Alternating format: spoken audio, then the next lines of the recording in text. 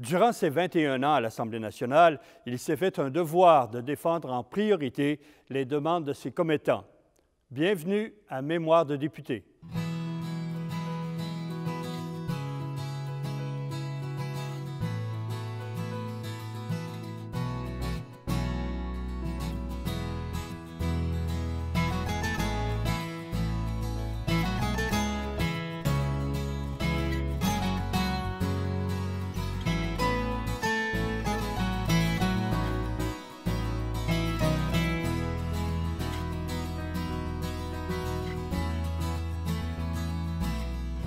Bonjour, M. Picotte. Bonjour. M. Picotte, vous avez commencé votre carrière, vous, dans l'enseignement. Qu'est-ce qui a fait que vous avez bifurqué pour une carrière politique?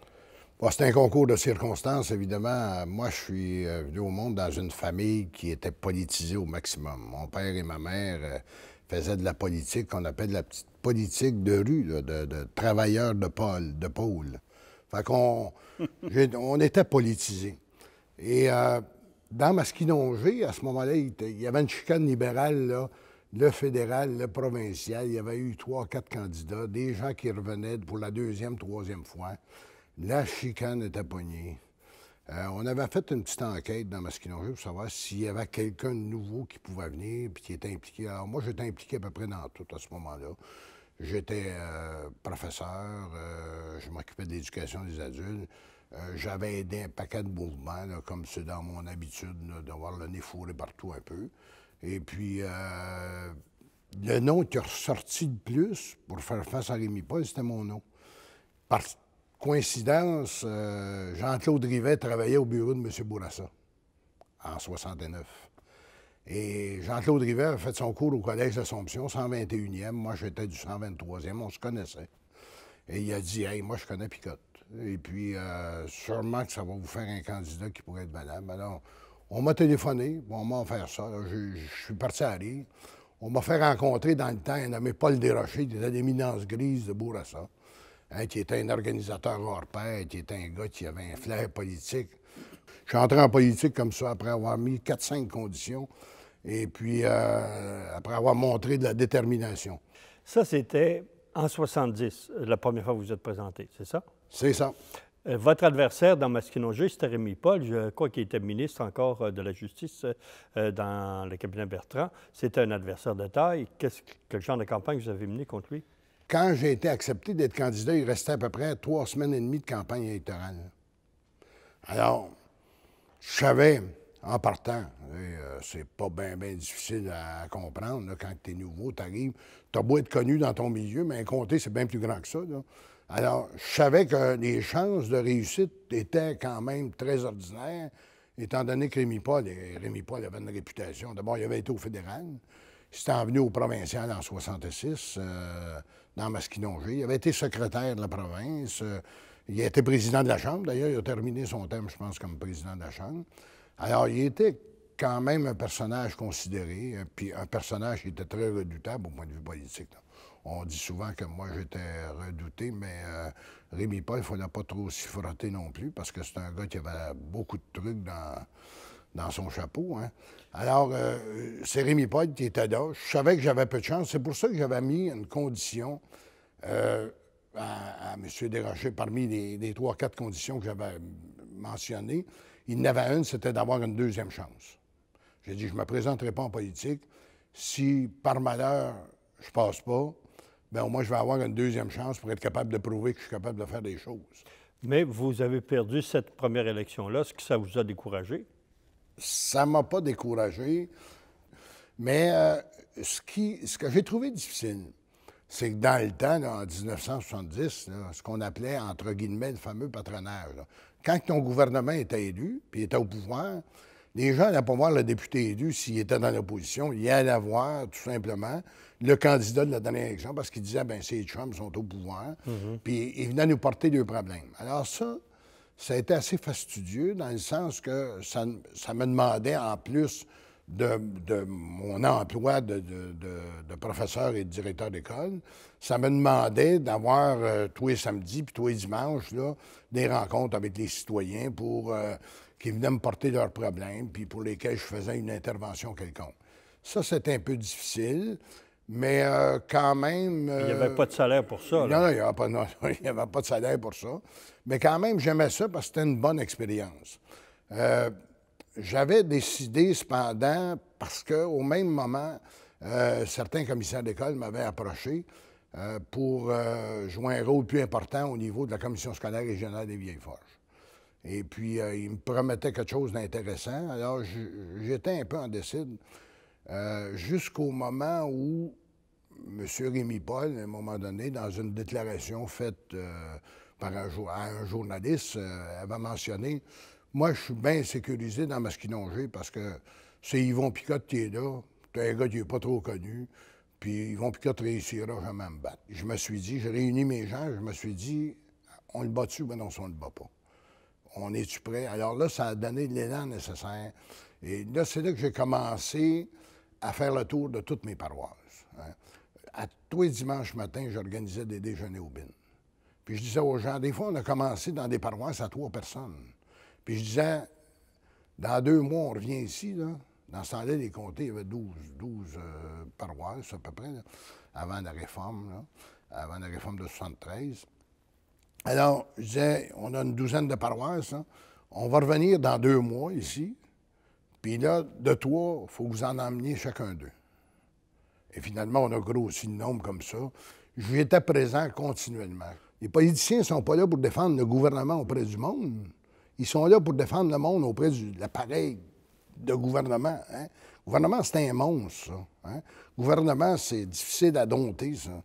Et si tu n'as pas de gens qui travaillent pour la population qui est face aux problèmes au gouvernement, des défenseurs du gouvernement, tu n'en as pas besoin. Tu as juste à passer des annonces dans les journaux pour dire que le gouvernement est omnipuissant.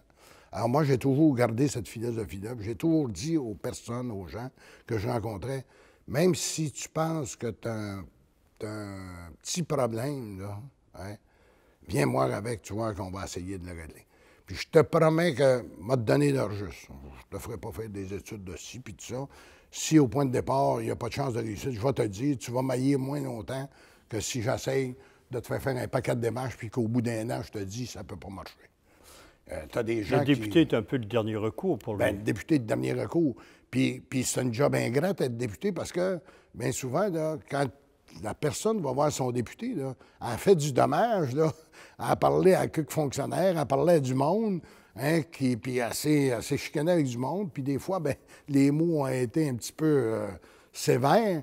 Fait que toi, tu arrives dans le dossier, il n'y a pas toujours une grande sympathie qui est développée auprès de ça. Mais c'est ça ta job. De député, ta job, c'est de défendre le monde, ton commettant, ton électeur. Hein, arrête de lui promettre mer et monde, de toute façon, il ne te croit plus. Hein. Mais promets-lui de bien le défendre. Moi, j'ai eu cette philosophie-là. Puis je recommencerai la même chose de la même façon. Et c'est cette philosophie-là que vous avez mis en place et développée plus tard, qui vous a permis de gagner votre première élection en 1973. Oui. Puis j'ai toujours résisté à la tentation de me camoufler. Hein. J'ai toujours fait... écoute, dans le temps, on me traitait de fou parce que, écoute, j'ai été invité jusqu'à une centaine de noces par année. Hein. Bon, les gens m'invitaient, j'y allais. J'y allais, même si je n'avais 4 le même samedi.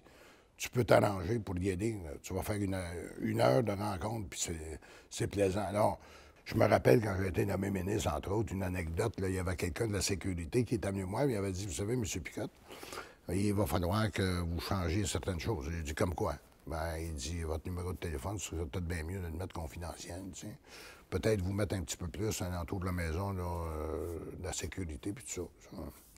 Fait que j'ai dit, je pense pas que tu réussisses à me convaincre de ça, parce que moi, la seule promesse électorale que je fais quand je suis dans une campagne électorale, c'est d'être disponible, d'être facilement rejoignable. Tu es en train de m'équiper là, pour que personne ne soit capable de me voir. Alors, écoute, mon numéro de téléphone est confidentiel. Ils ne sont pas capables de m'appeler chez nous, là, parce que mes numéros de téléphone sont confidentiels. T'as une personne comme un garde du corps alentour de toi. Tu peux me prendre ton auto pour aller faire ton supermarché parce qu'il faut toujours être quelqu'un. Alors, j'ai dit, moi, oubliez ça. Là. En 1973, l'année où vous avez gagné votre première élection, votre comté s'est agrandi. Masquinongé s'est agrandi avec Trois-Rivières-Ouest qui s'ajoutait. Ça vous a aidé beaucoup, ça? Ben, dans le temps où j'étais heureux de l'addition de Trois-Rivières-Ouest, parce que mon comté était presque entièrement rural. La ville la plus importante, c'était Louisville, qui était semi-agricole et qui avait beaucoup de textiles, beaucoup de meubles. Alors, Trois-Rivières-Ouest arrivait comme un milieu un peu plus urbanisé. Hein. Il y avait quelques agriculteurs à Trois-Rivières-Ouest, mais plus organisé. Donc, un meilleur échantillonnage. Alors, moi, ça ne m'a pas dérangé de voir arriver Trois-Rivières-Ouest. J'ai, par contre, un petit peu été déçu de perdre, comme Saint-Didas, par exemple, qui était dans mon comté. Mais les nouvelles municipalités qui sont arrivées chez nous, ça m'intéressait d'avoir ce genre de municipalité-là avec une diversité économique un peu particulière. En sachant qu'évidemment, Trois-Rivières-Ouest se développerait puis que finalement, c'était complètement une autre mentalité, hein, il faut bien se le dire. Ça se travaille pas de la même façon. Quand tu arrives à Trois-Rivières-Ouest, tu peux pas travailler Trois-Rivières-Ouest au niveau électoral comme tu travailles des paroisses rurales. Mais il faut s'ajuster à ça. En 73 toujours, vous devez... étiez-vous surpris de votre victoire? Non? C'était assez prévisible? Donc, je n'étais pas surpris, mais il y a une chose que je savais cependant, c'est que la popularité de M. Bourassa avait été pour beaucoup dans mon élection. J'ai évité d'arriver à l'Assemblée nationale comme un gars qui était plus fort que les autres. Je me suis dit, j'ai été chanceux, je l'ai travaillé, mon comté. Je suis allé chercher des gens pour m'aider. J'ai bâti une bonne équipe. Oui, j'ai une partie qui me revient, mais la popularité de Robert Bourassa, la façon dont il a fait une campagne électorale, c'est un gros pourcentage. Je suis presque assuré que si Robert Bourassa n'avait pas été aussi populaire, j'aurais gagné. Hein, parce que j'avais travaillé pour le gagner, mais j'aurais eu la moitié de moins, je pense, de majorité, alors que là, il me manquait, je pense, pas loin d'une centaine de votes dans le maximum pour faire perdre le dépôt à M. Rémy-Paul dans le temps. Puis j'ai pris un an pour apprendre, puis je ne l'ai jamais regretté parce que j'ai pas été un matamor, je suis arrivé ici, puis j'ai pas battu de record, puis écoutez-moi, moi, je vais vous parler, puis je connais ça. Je me suis dit, je connais pas grand-chose, mais faut que j'apprenne. Mais vous étiez un nouveau député. Là, il y en avait 102 députés d'élus, 102 libéraux. C'est pas facile de faire votre place là-dedans. Oh, ça fait beaucoup de petits cochons l'entour de la truie, hein? Ça fait 103 députés, là. C'est 102 députés, 102, je pense. 102. J'étais le deuxième sur le bord de la porte à gauche. Et puis là, je me suis dit, faudrait pas que je fasse grand gaffe ici parce que je suis sur le bord de la porte pas mal. Hein? Alors, c'est pour ça que ça m'a permis d'être prudent puis d'apprendre comme il faut. Et moi, j'ai été beaucoup actif dans les caucus de députés. Parce que c'est là vraiment là, qu'on peut influencer les ministres. On aura beau faire des beaux discours à l'Assemblée nationale. Moi, j'étais actif au niveau tout simplement, des caucus de députés au début. Puis j'avais une facilité à faire ça parce que je rencontrais tellement de monde. Et d'ailleurs, c'est ce qui a fait que M. Bourassa m'a déjà dit souvent, tu es connecté directement, toi, à la réalité du milieu, parce que je rencontrais tellement de monde que les gens, veulent pas, là, dans les circonstances que tu les rencontres, là, ils te disent ce qu'ils ont à dire. Et c'est assez cru des fois. Oui, puis il faut que tu sois capable de le prendre. Si le monde ne peut rien t'apprendre, ils n'ont pas besoin d'un gars comme toi. Mais vous étiez réputé pour être un député de terrain, là. Vous ne deviez pas avoir grand temps de loisirs. Non, jamais. Mon loisir, c'était ça. C'était ça, mon loisir. Puis j'ai dit souvent à ma conjointe de vie, elle, parfois, tu sais, quand tu faisais 4 noces fin de semaine, puis dimanche, tu faisais 2, 3 déjeuners, les chevaliers de colon, puis des rencontres avec les gens, elle disait, ouais, mais on peut-tu avoir... Ben, je disais, regarde, on est chanceux, nous autres. Il y a des gens qui aimeraient ça d'avoir des noces, puis ils n'ont pas. Il y a des gens qui disaient, oh, regarde, oh non, il ne viendra pas, moi, je suis trop péquiste. Moi, de la politique, là, en faisant quand ça lui tente de me faire aider. En dehors de ça, là, je représentais tout le monde. Alors, moi, les gens, quand ils venaient me voir, j'avais développé ça, le fait que, étant près des gens, je leur disais, t'as un problème demain matin? D'aide sociale, de travail, d'assurance chômage, avec la régie des rentes, la régie de la santé. Hein? Tu as un problème, tu essaieras d'aller voir le premier ministre. ou le président du Parti libéral ou du Parti québécois du Québec. Tu essaieras d'aller voir où il va te défendre. Mais tu es certain d'une affaire, c'est que le gars qui est dans ton comté, lui, il va te défendre. Alors, tu as le choix de voter. Tu votes pour le gars qui veut te défendre, ou bien non, tu votes pour la tête ou un premier ministre que tu n'auras jamais la chance de voir, sauf dans un souper bénéfice. Choisis. Il faut que tu aimes le monde quand tu es en politique. C'est avec du monde que tu fais affaire. Si j'avais aimé les machines, moi, je serais allé pitonner en quelque part, mais c'est du monde. Est-ce que vous aviez quand même, durant votre premier mandat, des dossiers particuliers à vous occuper dans l'opposition? J'avais un de mes amis qui avait travaillé au bureau du premier ministre. Je peux le nommer, c'était mon premier chef de cabinet, Normand Bolduc, un ami personnel, qui m'avait dit, Yvon, si tu veux avoir de la durabilité en politique, puis si tu veux aussi être considéré à un moment donné, là, essaye de regarder quelle sorte de besoin il y a dans ton comté. Puis si tu travailles pour ça, puis tu y vas à fond de train jusqu'au bout des choses, tu vas développer une certaine compétence qui va faire en sorte que tu vas devenir un incontournable. Hein? Alors moi, chez nous, là, il y avait 60 et quelques % de la population qui étaient des agriculteurs. Je ne pouvais pas passer à côté de ça. D'ailleurs, mes ancêtres en étaient. Moi, je n'avais jamais traité une vache de ma vie quand je suis arrivé en politique, évidemment. Mais alors, comme il y avait beaucoup d'agriculteurs, je me suis mêlé aux agriculteurs pour dire ces gens-là ont des problèmes, ils ont besoin d'un défenseur, il faut que je connaisse ça. Alors, j'ai voué ça à l'agriculture chez nous. Je me suis fait 3 ou 4 créneaux. L'agriculture, le textile, il y a beaucoup de textiles, des manufactures de linge, là, puis beaucoup de travailleuses et de travailleurs dans le domaine du textile. Il y avait aussi beaucoup de travailleurs de bois, de meubles, du meuble chez nous. Alors, on appelait ça des secteurs mous dans le temps, là, sauf l'agriculture, mais les deux autres, c'était des secteurs mous. Alors, ça et le tourisme. Alors, moi, je me suis enligné pour être près de ces 4 secteurs-là. Vers la fin de votre premier mandat, le gouvernement Bourassa était moins populaire qu'il l'avait été. L'élection s'en venait. Qu'est-ce que vous avez changé dans votre stratégie pour la campagne de 76? Je me suis fié à l'intelligence des gens. Ça ne te donne rien d'appeler quelqu'un pour dire « Hey, tu ne m'oublieras pas, là, on se présente en politique, tu ne m'oublieras pas. » Si tu as posé des gestes pour ce qui se rappelle de toi comme il faut, il ne t'oubliera pas. Tu n'as pas besoin de lui rappeler que de ne pas t'oublier, il ne t'oubliera pas. Alors, tu vas tout de même en perdre quelques-uns, mais tu vas en gagner d'autres.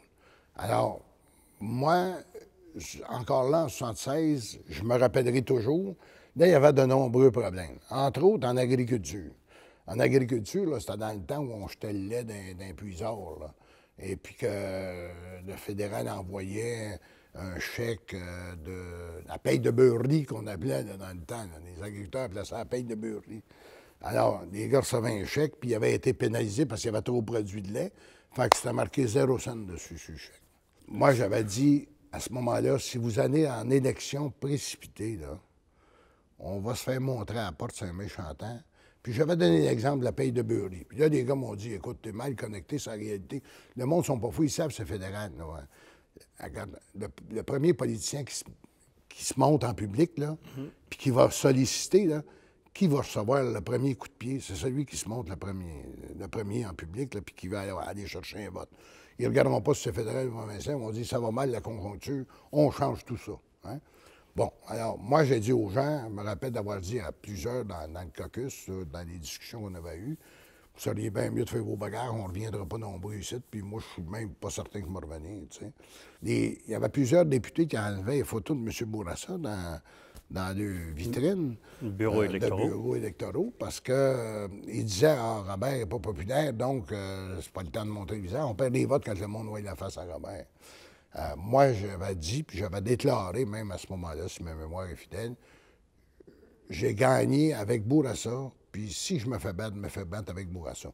Enlèverai pas mon chef dans mes vitrines. C'est mon chef. Il a fait des erreurs, j'en ai fait, puis ceux qui vont nous suivre vont en faire. Alors moi, j'avais gardé ça tel quel. Assez curieusement, là, on n'a pas nombreux qui ont... pas été beaucoup nombreux là, qui ont réussi à revenir à l'Assemblée nationale. Hein. En 76. Dans le monde rural, il n'y en avait pas beaucoup. Hein. C'est ça la réalité. En politique, les gens aiment ça quand tu es honnête et fiable, hein, quand tu es capable d'être... T'es là, là. Bon, je savais, moi aussi, que M. Bourassa était moins populaire. Hein? Ça ne veut pas dire que les gens avaient raison de penser ça, mais une foule de circonstances démontraient ça. Alors, en politique, là, si tu sais pas que quand tu es en politique, que c'est pas nécessairement une question toujours de compétence, c'est une question de perception. Mais là, vous avez gagné votre élection dans Maskinongé, mais les libéraux ont été battus. Ça vous plonge dans une longue période dans l'opposition. Comment vous avez vécu ça? Moi, j'avais ouvert une multitude de dossiers. C'est évident que quand tu gagnes une élection, à presque faire perdre le dépôt de ton adversaire, puis que la fois d'après, tu passes à 600-700 voix de majorité, donc elle a fondu beaucoup. Au premier abord, j'étais déçu. Je me disais, les gens ne sont pas reconnaissants. Ça, c'est sûr que j'ai eu ça dans l'esprit. Puis j'ai eu de la misère durant au moins le premier mois, là, à me faire à cette idée-là. Je me disais, mes chums sont partis, je m'en vais là. Je peux pas dire que j'étais d'un enthousiasme débordant, là. Mais quand je suis arrivé dans l'opposition, puis j'ai pris mon rôle de l'opposition, là, hey, ça, là, c'est la meilleure école de formation pour un député. Hein? Puis moi, je suis chanceux, là, je le dis à mes électeurs, je suis chanceux parce que mes électeurs m'ont fait de beaux cadeaux en me réalisant. Mais les plus beaux cadeaux qu'ils m'ont fait, dans le fond, c'est que j'ai connu une carrière politique très intéressante. D'abord, de 73 à 76, j'ai été député, ce qu'on dit en langage, entre guillemets, backbencher, c'est-à-dire un député qui s'implique, qui travaille, mais qui n'a pas de rôle plus déterminé, là, puis qui n'a pas de rôle... Plus dans l'ombre. Oui, plus dans l'ombre. Bon. Et ça, c'est 3 ans, j'ai vécu cette époque-là. Après ça, je suis arrivé dans l'opposition de 76 à 85. Et là, dans l'opposition, là, si tu veux te faire valoir, là, c'est le temps de te faire valoir. Et il faut que tu travailles, par exemple. Faut que tu travailles fort. Parce que dans l'opposition, ça devient encore bien plus facile. Tu sais. Dans le fond, tu peux faire toutes les représentations que tu veux. Tu peux parler à tous les ministres. Quand tu es dans l'opposition, tu fais des représentations. C'est facile de démontrer que tu as fait des représentations. Si la décision ne vient pas, évidemment, mais tu dis, regarde, moi, là, je ne suis plus maître de la décision. C'est pas moi qui signe. Hein? C'est le ministre qui signe. Il ne faut pas non plus que tu fasses ça en charriant trop non plus, là, parce que faut que tu sois capable de reconnaître qu'il y a des gens qui ont fait le maximum. Il faut que tu sois capable d'expliquer que ça n'a pas fonctionné à cause de telle chose. Il faudrait que des politiques soient changées. Mais en bout de piste, là, tu peux aller jusqu'à dire, bien là, pour changer les politiques, il faut que le ministre les change. Moi, je ne peux plus rien faire. T'sais. J'ai toujours dit que le meilleur député à l'Assemblée nationale dans l'opposition, c'est celui qui connaît la réponse de la question qu'il pose. Hein? Alors, moi, quand je posais une question, c'est parce que je connaissais la réponse. Si je n'avais pas connu la réponse, je l'aurais cherché avant. Parce que ça peut te rebondir d'en face, ça. Puis tu peux charrier aussi inutilement. T'sais. Tu peux arriver, là, puis demander à, je sais pas moi, demander des choses qui vont laisser présager qu'il y a quelque chose d'anormal, alors que ce ne l'est pas. Tu peux être injuste un peu envers les gens. Donc, t'es mieux de connaître un peu, t'es mieux d'avoir un dossier assez solide. Alors, j'en ai fait beaucoup de ces dossiers-là, moi, puis ça m'a causé parfois des problèmes.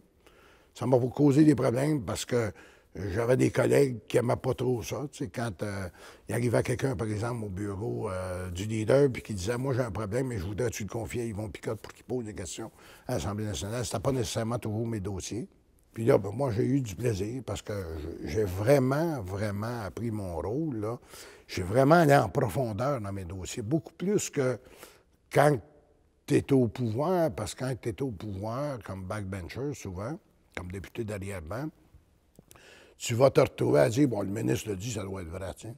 Tandis que quand tu es dans l'opposition, il faut que tu y ailles rechercher, faut que tu y ailles voir si c'est bien ça, parce que si tu oublies quelque chose, tu sais, ta crédibilité à l'Assemblée nationale est importante. Si tu oublies quelque chose dans la réponse, puis que le ministre te répond, vous direz, hey, regarde, là, je regrette, mais c'est pas tout à fait ça, là. Vous induisez la Chambre en erreur, vous induisez la population en erreur. Mais vous aviez votre style qui est vite apparu dans l'opposition en particulier. Ça vous a même valu une expulsion en 1977 parce que vous aviez ouvert une fenêtre à l'Assemblée, ce que le président n'autorisait pas. J'avais la tête dure pas mal. Je me rappelle d'avoir été rencontrer un groupe à l'extérieur. Je me rappelle pas si c'est des camionneurs ou en tout cas. J'étais allé rencontrer un groupe à l'extérieur de l'Assemblée nationale. Dans le temps, il n'y avait pas d'air climatisé à l'Assemblée nationale. On siégeait durant l'été. Hein? Et je pense que c'est l'été, ça, en plus, où on a étudié là, la loi sur la langue. Donc, on a siégé longtemps, puis il y avait des périodes de questions, puis bon. Et les gens m'avaient demandé de faire des représentations pour eux à l'intérieur de l'Assemblée nationale. Or, quand on siégeait, les fenêtres étaient trop ouvertes l'été parce qu'il faisait chaud. Et là, comme il y avait eu beaucoup de manifestants depuis un certain temps, l'ordre du président, c'était de fermer les fenêtres. On n'avait pas encore d'air climatisé, rien. Alors moi, j'avais dit aux gens, je vais parler assez fort, vous allez me comprendre. Puis il était eux autres en bas. Puis là, quand on est arrivé, les fenêtres étaient fermées. Alors moi, j'ai ouvert ma fenêtre. Là, j'ai commencé ma question. Le président m'a demandé de fermer la fenêtre. J'ai dit, regardez, moi, je suis en train de... Alors, j'ai jamais voulu fermer la fenêtre, c'est bien sûr. Puis jusqu'au point où, quand il m'a rappelé à l'ordre pour la deuxième fois, pour moi, il est en charge des fenêtres ici. Alors, si vous voulez venir la fermer, M. le Président, vous avez juste à venir la fermer. Mais les gens vont savoir dehors que vous ne voulez pas qu'ils sachent ce qui se passe en dedans. Vous voulez camoufler vos interventions. Hein? Ou les joueurs à cachette. C'est ça que vous voulez? Les joueurs à cachette? Au moins, on va leur dire dehors que vous jouez à cachette. Venez le fermer vous-même, on va savoir c'est qui prend. Alors, le but de l'exercice, c'était de démontrer qu'un gouvernement en dedans ne se souciait pas du monde qui était à l'extérieur, qui essayait de leur faire comprendre leurs revendications. J'avais réussi. C'est sûr que quand tu regardes ça, un député qui se fait expulser parce qu'il avait ouvert une fenêtre, tu te dis, coudonc, ça allait niaiseux. Là. La véritable raison, c'est pas parce que j'avais ouvert ou fermé une fenêtre ou que je voulais pas fermer. La véritable raison, c'est que je voulais démontrer que le gouvernement ne se souciait pas de ce que le monde lui disait dans la rue. Vous aimiez ça dans l'opposition, le rôle de chien de garde du gouvernement? J'aimais ça. J'avais un de mes électeurs qui était allé en Europe, qui avait pris l'avion, puis qui s'est retrouvé assis à côté d'un député du pouvoir dans le temps, d'un député du Parti québécois, que je nommerai pas. Et puis, ils sont mis à parler de politique. Hein. Puis les gars étaient sympathiques entre eux autres. On développe une sympathie. À côté de quelqu'un d'un avion durant 8 heures de temps, là, tu peux pas te chicaner trop fort. Et le député en question dit à quelqu'un qui était mon commettant, il dit, écoute, je vais te dire une affaire, là. Le gars qu'on redoute le plus à l'Assemblée nationale, là, il dit, c'est Yvon Picotte. Il dit, quand il se lève pour poser des questions, là, il dit, il y a des ministres qui n'aiment pas trop ça. Il dit, ils ne savent pas d'abord à qui la question va s'en aller, puis tout ça.